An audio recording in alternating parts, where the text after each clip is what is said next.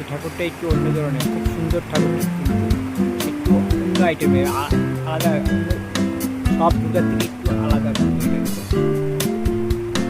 দেখছে কিনা এরকম ঠাকুর আমি জানি না, কিন্তু এই দুর্গাটা একটু অন্য ধরনের। তার জন্য কি একটা ছোটো দুর্গা এখানে করা হয়েছে।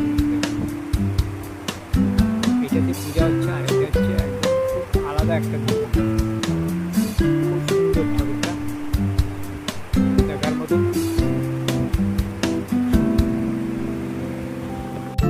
সোদপুর সিটির মধ্যে এটা একটু আলাদা ধরনের। সোদপুর সিটির মধ্যে এটা একটু আলাদা ধরনের, কারণ হচ্ছে এই পুজোটা এর আগেও অনেক বড় প্যান্ডেল হয়েছে, খুব সুন্দর। মানে এখানে পূজাটা একটু আলাদা।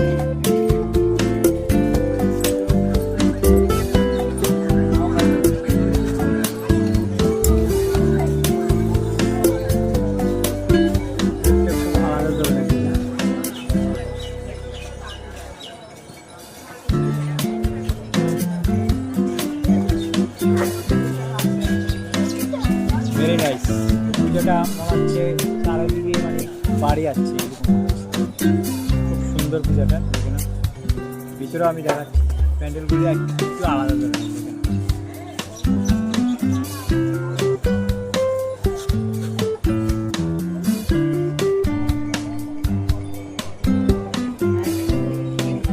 সরাসরি আমি ঢুকছি, দেখে না, একটু আলাদা ধরনের আছে।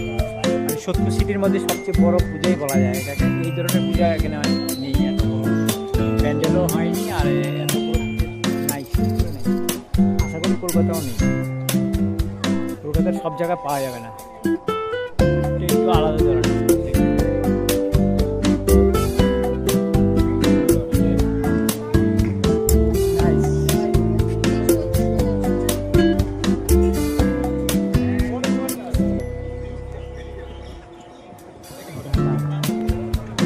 ভিতরে দেখাচ্ছি, ভিতরেও দেখাচ্ছি,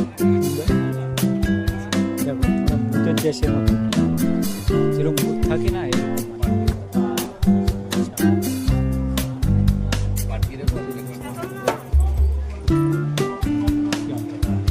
এটা একটু আলাদা ধরনের, সব জায়গায় দেখা যায় না এই প্যান্ডেলটা। এটা সবচেয়ে বড় পূজা, এবং এটা একটু আলাদা ধরনের।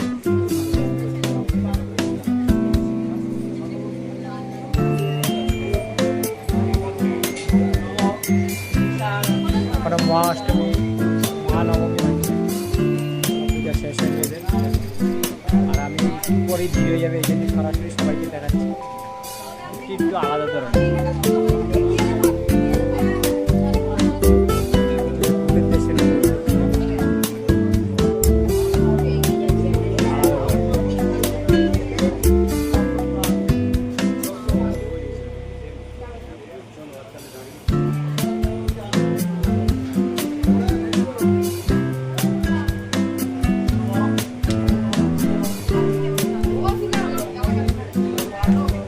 সোদপুরের মধ্যে নাম্বার 1-এ আছে এটা, সোদপুর সিটির মধ্যে এত বড় মানে প্যান্ডেল, আর এটা একটু অন্য টাইপের, ঠিক আছে, সব আলাদা ধরনের।